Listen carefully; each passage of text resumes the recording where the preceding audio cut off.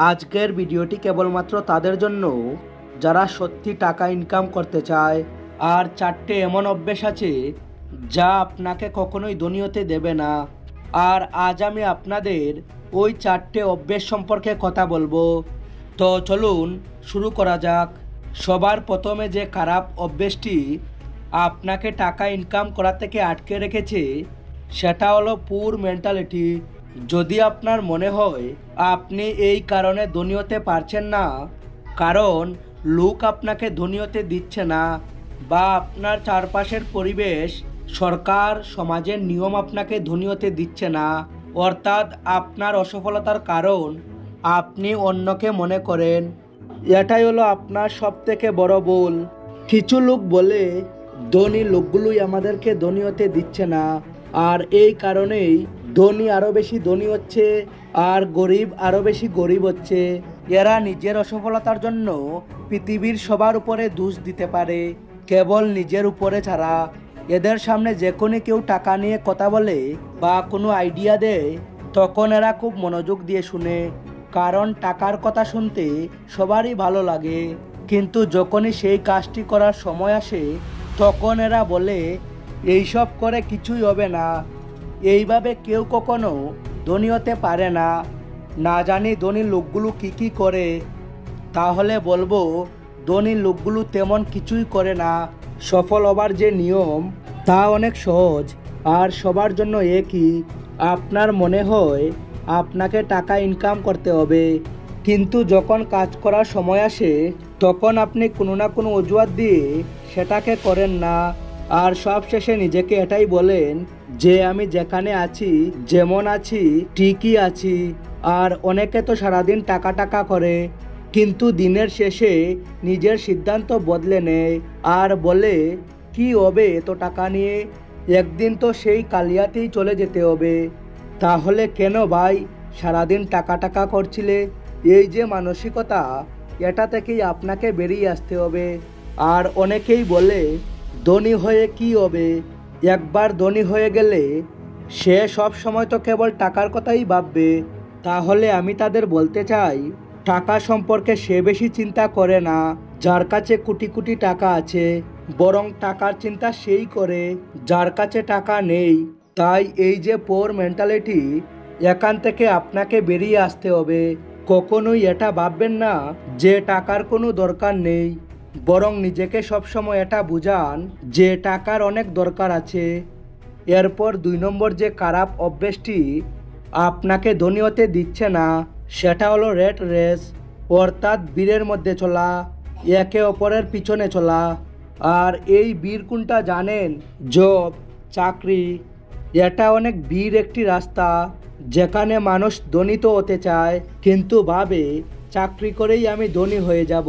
চাকরি এমন একটি জিনিস যা মানুষকে না ধনী হতে দেয় না গরিব হতে দেয়।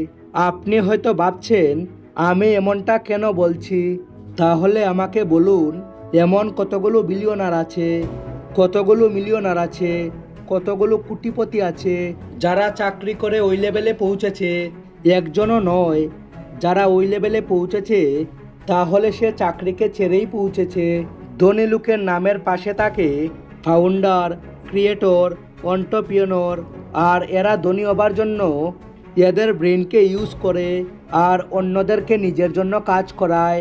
আর এরা যে কাজটি একা করতে পারতো সেই কাজটিকে আরো বড় করার জন্য অন্যদেরকে কাজ করায়।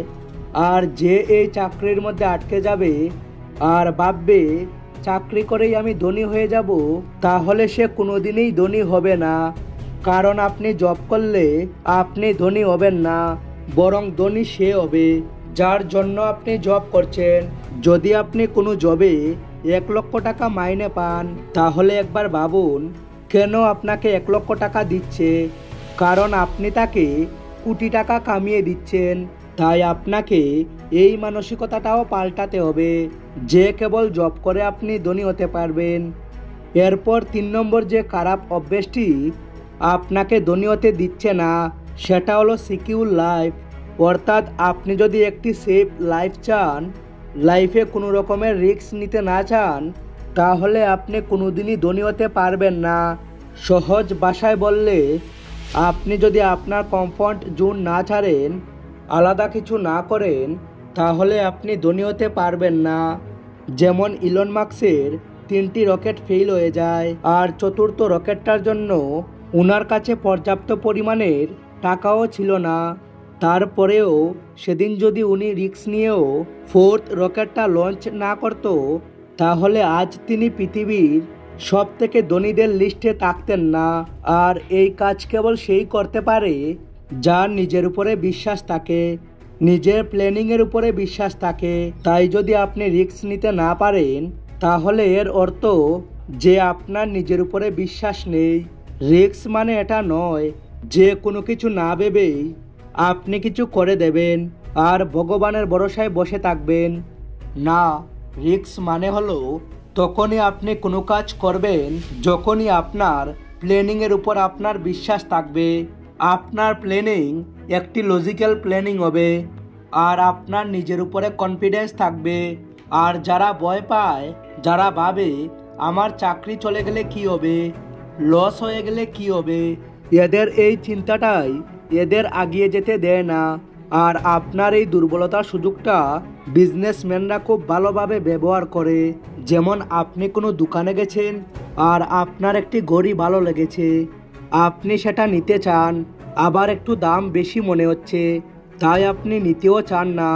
এমন সময় দোকানদার আপনাকে বলবে, এই ঘড়িটা খুব ভালো একটি ঘড়ি, অনেক বেশি বিক্রি হচ্ছে, মাত্র আর 1 পিসই বাকি আছে, আর জানি না ফের কবে স্টকে আসবে, আপনি এটা নিয়ে নিন। আর এরপর আপনি বাধ্য হয়ে যান ঘড়িটা কিনতে।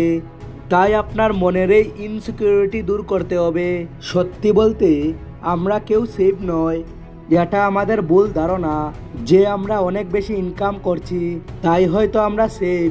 যেমন মনে করুন আপনি মাসে 1 লক্ষ টাকা ইনকাম করছেন আর নিজেকে সেফ ফিল করছেন, কিন্তু যদি ভগবান না করুক আপনার কোনো অসুখ হয়ে যায় যেখানে 40-50 লক্ষ টাকা লাগবে আর আপনার কাছে এত টাকা নেই, তাহলে তখন আপনি কি করবেন? কোথায় আপনি সিকিউর? সেফ কেউই নেই এই পৃথিবীতে। রাস্তাতে কালি পায়ে হাঁটা লোকটা যতটা রিক্সে আছে, প্লেনে ট্রাভেল করা লোকটাও ঠিক ততটাই রিক্সে আছে। তাই রিস্ক না নেওয়াটা জীবনের সব থেকে বড় রিস্ক। আর 4 নাম্বার যে খারাপ অভ্যেসটা আপনাকে ধনী হতে দিচ্ছে না, এই অভ্যেসটিকে আপনাকে ভালোভাবে বুঝতে হবে। গরিব লোক টাকা ইনকাম করে সেভ করে, আর ধনী লোক টাকা সেভ করে ইনভেস্ট করে। গরিব লোক সবসময় এটাই মনে করে যে টাকা সেভ করলেই ধনী হব, আর ধনী লোক এটা ভাবে যে টাকাকে সেভ করে কি লাভ, টাকাকে ইনভেস্ট করতে হবে। ধনী লোকের প্রতিটি টাকা ওদের জন্য এমপ্লয়ি, আর এটা ওদের জন্য কাজও করে। তাই টাকা সেভ করে কেউ ধনী হয় না। যদি আজ আপনাকে 1 কোটি টাকা দেওয়া হয় আর আপনি সেটা কাছে রেখে দেন, তাহলে ধীরে ধীরে ওই টাকার মূল্যটা কমে যাবে। তাই যত দ্রুত সম্ভব আপনাকে ইনভেস্ট করা শুরু করতে হবে। তো চলুন আরও একবার ওই 4টি পয়েন্ট আপনাকে বলি যা আপনাকে গরিব করে রেখেছে। নাম্বার 1, পোর মাইন্ডসেট, অর্থাৎ এটা বাবা যে টাকার কোনো প্রয়োজন নেই, টাকা অনেক খারাপ জিনিস। নাম্বার 2, রেট রেস, অর্থাৎ ভিড়ের মধ্যে দৌড়ানো, চাকরির পিছনে ছুটে বেড়ানো। নাম্বার 3, রিস্ক না নেওয়া। আর নাম্বার 4, টাকাকে ইনভেস্ট না করা। তো বন্ধুরা, ভিডিওটি কেমন লাগলো জানাতে ভুলবেন না, আর ভালো লাগলে অবশ্যই একটি লাইক করবেন।